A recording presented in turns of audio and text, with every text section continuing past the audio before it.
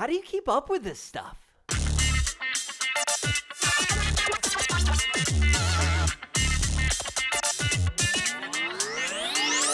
Okay, so here's the situation.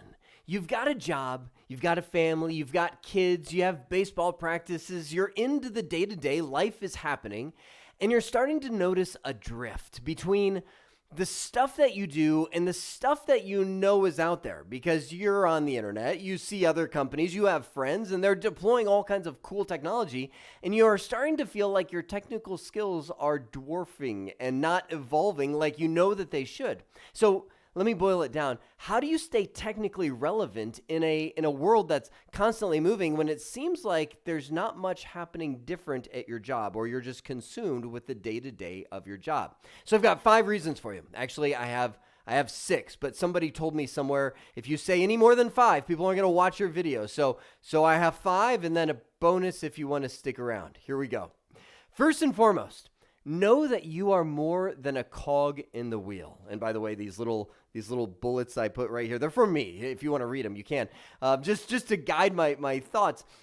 There's a lot of jobs that kind of turn you into a cog in the wheel, meaning you show up, you kind of do your day-to-day. It's so packed with just churning and day-to-day, answering the emails, going to meetings, answering phone calls, et cetera, that you just don't have the time to do things outside of that box. And this is where I'll encourage you. Number 1, intentionally make that time to try stuff. If you're in a technical career already, it just comes naturally. You can block out an hour on the calendar. And everything I'm going to tell you right now takes that intentionality, right? It's going to take that moment of like, okay, I got to do this. Schedule the time.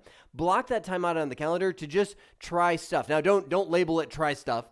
As you have a thought, as you're doing something, you're like, this could be a thing. Immediately, don't, because it'll evaporate. Go to your calendar, set that hour appointment whenever you have that or whenever you want that to be, to say, I'm going to create a new Azure instance of whatever and try and automate a scripted, whatever it is that you're trying to do.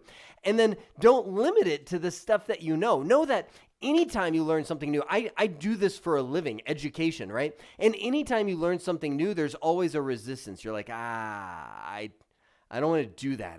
There's like you just resist it. So you have to, again, intentionally kind of push yourself into the new stuff, even though it's not gonna be comfortable. And last thing, you can see right there, go beyond the office into your home. Some of the coolest stuff that I've deployed in businesses is all stuff that I started at home. I was just at church this last weekend, and there was actually, I saw it had nothing to do with my church, but in the parking lot, another business that was in that area had set up some video surveillance cameras, and it was some cameras I knew. I was like, that's cool. And they, and I was like, I bet you I could do that with solar. And it just some of those things. And again, if you have family like me, I will involve my kids in that. I'll order the stuff and I'm like, guys, let's figure this out. I want to have a solar powered camera, just whatever. So let that creativity go and just keep going. Second off, read some more. If you haven't read a book in a long time, it's time to do it. And again, kids help with this. Go to the library. So they're still around, right? They're these buildings with lots of books. It's a place I take my kids. They love to look for books, and I will just roam to the adult books, the business books, the books for adults, not for kids. And you can see my second bullets. Get something fun, something that you know, and then something. Oh, hang on. Let me hide it. Something that you don't know. Something fun. What I mean by that is if you're just getting into reading, again, it's hard if you just grab a book on, routers or something like that, or Windows Server to just start reading that kind of book. I'll grab a fiction book on something that maybe it's an author I've previously read, something that I can have by my bed when I go to bed, and sometimes I'll last like 2 minutes. But I'll open the book, I'll just start reading just to kind of get the juices flowing. Get something that meaning something that might be an enhancement of a technology you already know, and then something that you don't. Like for instance, I went to school for computer science. I did a ton of computer programming back then, and I didn't touch it for a long time. Well, guess what? What's old is new. Development is a thing now. So I'll get a book on Python scripting or something like that. And I know it's a book. It's not online, right? And that's intentional because by having it in a book, it's nice and structured format and keeps you from just wasting your life jumping from site to site on the internet. And I that's why I put on there, bail quickly on lame things. I've gotten books and 10 pages in, I'm like, this is not for me. So don't feel bad. I mean, there's some things you're just not cut out to do, right? 3, involve yourself in interesting projects fearlessly and ferociously. And I'll say it again. I mentioned it before. Staying technically relevant is not comfortable. Meaning, if you're going to grow your technical skills, look at the people on your team or at your company that are doing projects and it's stuff that you don't know. Throw yourself into that. It's not going to be comfortable. You're not going to be like, hey, I can bring a lot of value here. You might just tag along and be like, oh, well, I can do that. Jump into projects. But also know that's going to mean more work. You might have to stay later a few days. I don't know if you remember when we were young, myself being included, I used to work. I would work easily on a given week 18-hour days. I mean, I used to, so when I first started teaching, I would teach in the classroom, and this was technical classes. I would teach a morning session, and I'd teach an evening session. And then when I got home from the evening session, I'd have to prep up for the next day. I mean, I'd barely sleep, and that was just normal life. And then somehow as I grew older, I'm like, okay, well, I get there at 8 and I leave it, right? It's just something happens. And again, priorities re-evolve, all that kind of stuff. But know that throwing yourself in and growing yourself technically is going to mean, hey, I have to work a night here and there. And you might have to work that out with the spouse and family and so on. So 4th, gravitate around the technical movers and shakers. I picked that picture purposely because you know them. You know the guy who's really smart or the gal who's really smart and they're really into stuff. Ask them what they're doing. That's where it starts. First off, know that the smartest technical people that I've found are not the best managers at all. It's almost like there's a divorce between skills. And this is a mistake a lot of companies make is they'll take the best technical person. They'll be like, you're the manager now. And most of the time it's a disaster. They don't. And the reason I'm saying this is a lot of times you'll come there, they'll be like, hi. Whereas a good manager or a good, project, they would look around and they'd be like, oh, well, let me divide up my project in all these little components and I can assign some to you. They're not going to do that, right?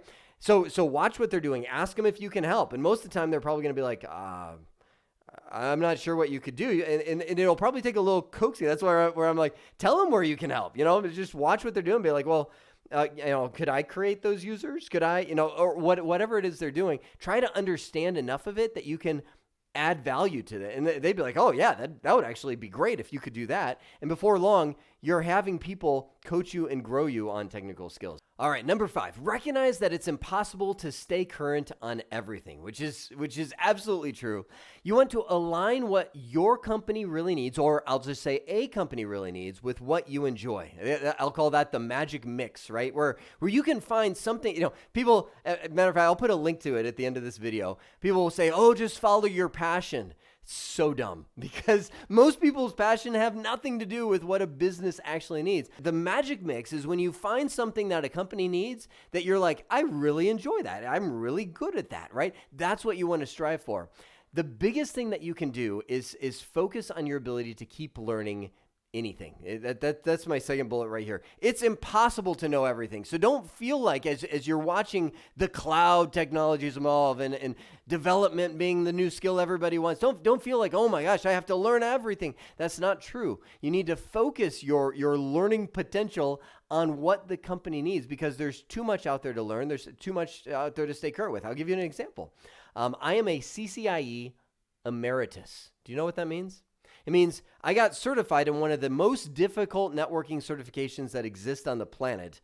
And at some point I was like, I can't keep that current. I'm into too many new technologies to also remember and just keep testing on the same stuff that's back there. So there's a program where I just essentially send them a letter every year telling them what I'm doing, pay a fee, and they say, okay, we'll grandfather or extend your certification so you don't lose it, but at the same time you're not considered current anymore because I just can't. The biggest thing that you can fight is laziness and apathy, and that's just where you get. And it's so easy to fall into this. I've fallen into this where you just show up to work every day and you're like, okay, I'm doing my thing. Okay, I'm doing my thing. I go home and that's it. It's done. And years of your life can go by doing that. I'm doing my thing. I'm doing my thing.